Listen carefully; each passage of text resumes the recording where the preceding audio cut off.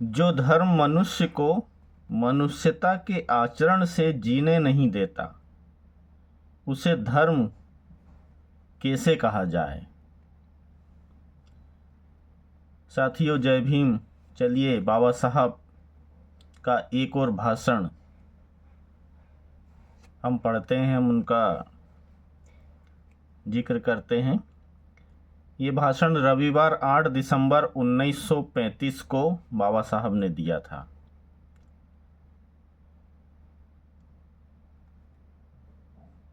बाबा साहब ने 8 दिसंबर 1935 को धर्मांतरण की घोषणा के बाद धर्मांतर से संबंधित विषय पर मुंबई के फोरस रोड में एक महत्वपूर्ण सभा का आयोजन किया गया था। इस सभा में डॉक्टर अंबेडकर का भाषण होने वाला था। इसी कारण सभा स्थल पर करीब 10,000 श्रोतागण उपस्थित हुए थे। ज्यों ही डॉक्टर अंबेडकर हाथ में लकड़ी लेकर भाषण देने खड़े हुए, पूरा सभा स्थल उनकी जय जयकार से गूंज उठा।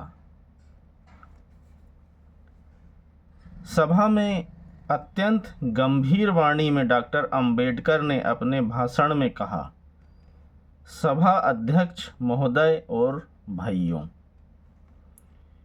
मुझे शुरू में एक दो बातें स्पष्ट करनी चाहिए। मैं पिछले साल दत्त जयंती के उत्सव में नहीं आ पाया था। इस वर्ष दत्त जयंती के उत्सव में भाषण देना उचित नहीं होगा। फिर भी रेवजी बुआ ने कहा यह अंतिम उत्सव होगा। इस बात का भरोसा दिया है, इसलिए मैं यहाँ उपस्थित हुआ हूँ। इस जगह धर्मांतर जैसे विषय पर बोलना उचित नहीं है, फिर भी मुझे कुछ तो बोलना ही है। मैंने धर्मांतर के संबंध में कुछ विचार निश्चित किए हैं। मैं धर्मांतर करूँगा ही, लेकिन मैं थोड़े समय के लिए रुका हुआ हूँ, क्योंकि तुम लोगों का विचार क्या है। तुम सभी 7 करोड़ लोगों का धर्मांतर करना चाहिए, यही मुझे जानना है। एक भी व्यक्ति को पीछे नहीं रहना चाहिए। थोड़े थोड़े लोगों का अलग अलग होकर दूसरे धर्म में जाने से तुम्हारा नुकसान होगा। 7 करोड़ लोगों को एकत्रित होकर धर्मांतर करना चाहिए। यदि हम आपस में बंटकर 10,000 मुसलमान 10,000 क्रिश्चियन बनते हैं तो इससे हमारा ही नुकसान होगा। यदि आप में से कुछ लोग मेरे साथ दूसरे धर्म में नहीं आए, तब मुझे तुम्हारा हित साधना संभव नहीं होगा। यदि तुम सभी लोग मेरे साथ आए तो मेरे लिए तुम्हारा हित साधना संभव हो जाएगा।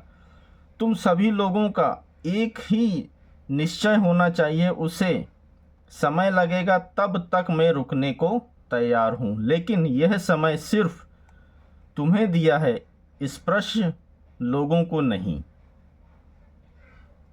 सभी लोग मुझसे ही पूछते हैं। जहाँ तक तुमसे कोई पूछने नहीं आता होगा, मुझे बोलना पड़ता है। इसका अर्थ यह नहीं है कि धर्मांतर का निश्चय बदल जाएगा, ऐसा भी नहीं है। मेरा निश्चय अटल है, लेकिन तुम्हारा विचार क्या है यह समझना चाहिए। हिंदू धर्म कोई धर्म नहीं है, बल्कि यह तो एक रोग है, महारोग है। यह महारोग हिंदुओं को हुआ है, यह हमें नहीं हुआ है। बाबा साहब जैसे विश्व स्तर के ज्ञानी पुरुष, महामानव,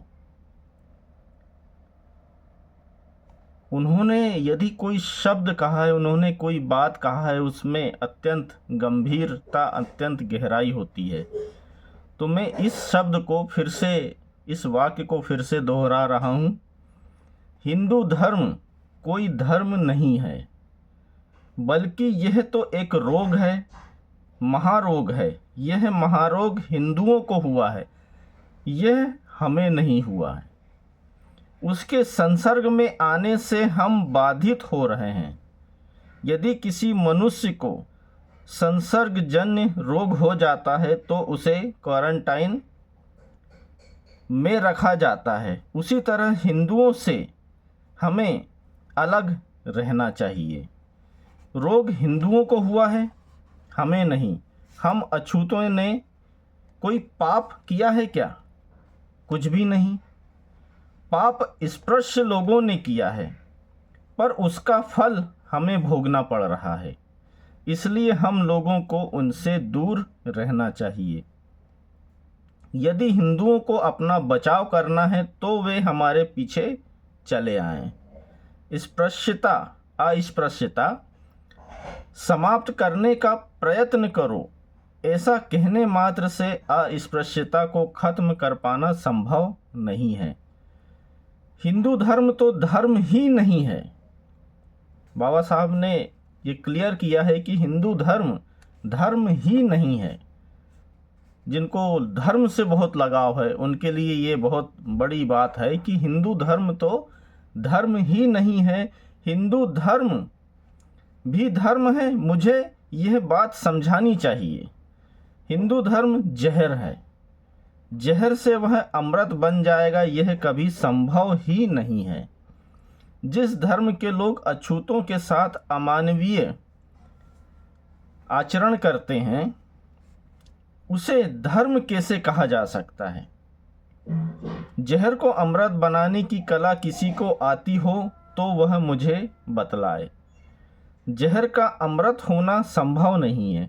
किसी पदार्थ को बनाते वक्त वह नमकीन बन जाए तो उसके प्रभाव को कम किया जा सकता है, खट्टा होने पर मीठा कर दिया जाता है, लेकिन जहर को अमृत करना संभव नहीं है। मैंने खुद खाना पकाना सीखा है, मुझे बहनों जैसा अच्छा खाना बनाना आता है। तुम्हें कतई मालूम नहीं होगा, यदि कोई काम धंधा नहीं मिला तो बावर्ची का तो काम करना आए। इसलिए मैंने खुद खाना बनाने का काम सीखा है। यदि कोई पदार्थ अधिक नमकीन होगा तब उसमें से नमक कैसे निकाला जाए, यह तरीका जिस बहन को मालूम नहीं है उसे मैं एक युक्ति बता रहा हूँ। नमकीन पदार्थ जब पक रहा होता है उसमें एक कागज़ का टुकड़ा डालकर रखना चाहिए, उससे पदार्थ का खारापन निकल जाता है। मेरा कहने का मतलब यही है कि हम सब कुछ बदल सकते हैं, लेकिन जहर को अमृत करना संभव नहीं है। मुझे कल ही गुजरात से एक पत्र आया। उस पत्र में एक हकीकत बयान की गई है। उसे बताने पर हिंदू धर्म जहर है इस संदर्भ में तुम्हारे मन में विश्वास पैदा होगा। तुम्हें विश्वास होगा कि मैं जो कह रहा हूँ कि हिंदू धर्म जहर है, ये बात सच साबित होगी। वो बात यह है, गुजरात के एक गांव में एक जैन विद्यार्थियों का बोर्डिंग है। उसमें करीब 20 लड़के पढ़ते हैं। उनकी देख रेख करने के लिए एक वृद्ध सुपरिटेंडेंट रखा हुआ है। उस बोर्डिंग के अहाते में अस्पृश्य यानी अछूत जाति का एक परिवार काम करता था। उनका 3 वर्ष का एक बच्चा भी था। वे उस बच्चे को पीठ पर बांधकर बोर्डिंग के अहाते में ले जाते थे। एक दिन उस बच्चे को अहाते में खेलता छोड़कर उसके माँ बाप कहीं काम पर चले गए। इधर बच्चा खेलते खेलते बोर्डिंग के दरवाजे के पास ही छोटे पानी के हौज के पास चला गया था। हौज 4-5 फुट गहरा और 2-2.5 फुट चौड़ा था। दुर्भाग्य से वह बच्चा हौज पर चढ़ा और पानी में गिर गया। यह सब बोर्डिंग के 20 लड़कों ने और उनके वृद्ध शिक्षक ने देखा, लेकिन उन्होंने उस बच्चे को हौज के बाहर नहीं निकाला। यह खबर उन लड़कों ने बच्चे के माँ बाप को दी। बहुत समय के बाद उस बच्चे के माँ बाप आए और बच्चे को हौज से बाहर निकाला। उसके बाद बच्चे के माँ बाप उसे दवाखाने में ले गए। डॉक्टर ने बच्चे की जांच करके बताया कि बच्चा 2 घंटे पहले ही मर चुका है। सोचिए, वो जो बोर्डिंग है वहाँ पे जैन विद्यार्थी रहते हैं, जैन विद्यार्थियों का बोर्डिंग है वो। और जैन धर्म में अहिंसा का बहुत बड़ा महत्व है। वे ये मानते हैं जैन धर्म के लोग ये मानते हैं कि हमारे कारण किसी भी जीव जंतु की, कीड़े मकोड़े की हत्या ना हो। लेकिन वही जैन धर्म के विद्यार्थियों के सामने एक छोटा बच्चा पानी की टंकी में, पानी के टैंक में गिर जाता है, वो उसे नहीं निकालते। क्यों? क्योंकि वो अछूत का बच्चा है। तो क्या हम समझ सकते हैं कि जैन धर्म भी धर्म है? क्योंकि यदि धर्म सही में उनको धर्म सिखाया जाता या जब वे धार्मिक होते तो अपने सामने एक बच्चे की मृत्यु होते देख पाते, उसे जरूर पानी के टैंक से बाहर निकाल देते। इसलिए ये बात भी परफेक्ट बैठती है कि धर्म ने मनुष्यों को सिर्फ धार्मिक बनाया, इंसान नहीं बना पाया। यदि धर्म मनुष्यों को इंसान बना देता तो शायद ये नौबत नहीं आती कि उनके सामने पानी की टैंक में एक बच्चा गिर गया हो और वो उसे निकाल नहीं पाते। चलिए आगे बढ़ते हैं। डॉक्टर ने बच्चे की जांच करके बताया कि बच्चा 2 घंटे पहले ही मर चुका है। अब प्रश्न उठता है कि वहां उपस्थित 20 लड़कों ने और उनके वृद्ध शिक्षक ने उस बच्चे को होश से बाहर क्यों नहीं निकाला? इसका उत्तर यही है कि वह बच्चा अछूत जाति में जन्मा था, इसलिए उसे नहीं निकाला गया था। ऐसा है यह हिंदू धर्म। और यही प्रश्न उठती है जैन धर्म में भी। उससे मानवता की अपेक्षा करना व्यर्थ है। अछूतों को हिंदू समाज से कभी भी न्याय नहीं मिलेगा। हिंदू धर्म एक महारोग है, उससे अछूत लोगों को अपना बचाव करना होगा। धर्मांतर ही उसका एकमात्र उपाय है। एक दूसरी घटना का जिक्र किया बाबा साहब ने। नासिक जिले के नांदूर गांव में घटी हकीकत तुम लोगों ने पढ़ी होगी। 2 महार महिलाओं के पास 2 घास के गट्ठे दिखाई दिए। धर्मांतर की घोषणा से चिढ़कर मराठों ने उन महिलाओं पर मराठों की खेत से घास लाने का आरोप लगाया। उन बाइयों ने विनम्रता के साथ मराठों से कहा, फिर भी मराठे उनका कहना मानने को तैयार नहीं थे। अंततः उन महिलाओं को डराया गया। इतने पर ही मराठों का समाधान नहीं हुआ। मराठों ने महारों के खेत में अपने जानवर चरने के लिए छोड़ दिए और महारों की खड़ी फसल नष्ट कर दी। अछूतों को स्पृश्य समाज की तरफ से हमेशा ऐसा ही व्यवहार मिलता है। इसलिए मैं कहता हूं कि हिंदू धर्म एक नरक है। हिंदू धर्म में नरक और स्वर्ग का जिक्र आता है। ऐसा मत करो तो स्वर्ग मिलेगा, ऐसा करोगे तो नरक मिलेगा। बाबा साहब ने कहा है कि हिंदू धर्म ही खुद एक नरक है अछूतों के लिए। तुम लोगों ने धर्मांतर के संबंध में क्या निश्चय किया है, यह देखने के लिए मैं रुका हुआ हूँ। मुझे तुम्हारी नेतागिरी की आवश्यकता नहीं है। मुझे दूसरी और कोई अपेक्षा भी नहीं है। अपनी उन्नति करना मेरे हाथ में है।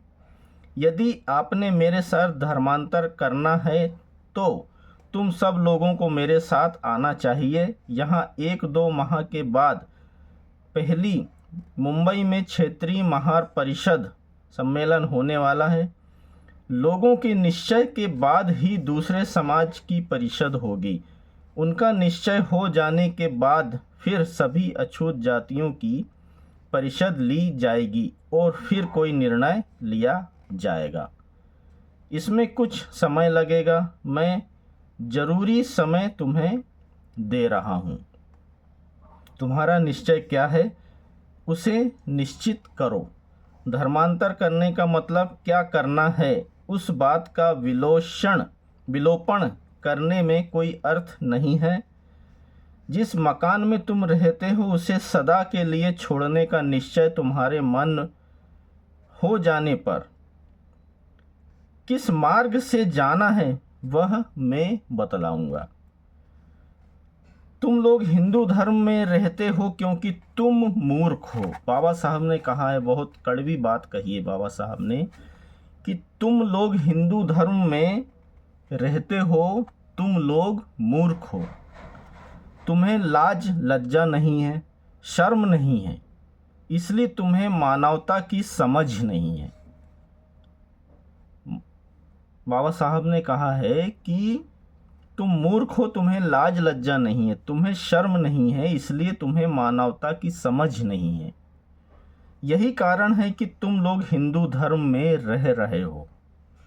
इतना कहकर मैं अपना भाषण खत्म करता हूँ। ऐसा कहकर बाबा साहब ने अपना भाषण खत्म किया और गंभीरता के साथ अपनी जगह पर बैठ गए।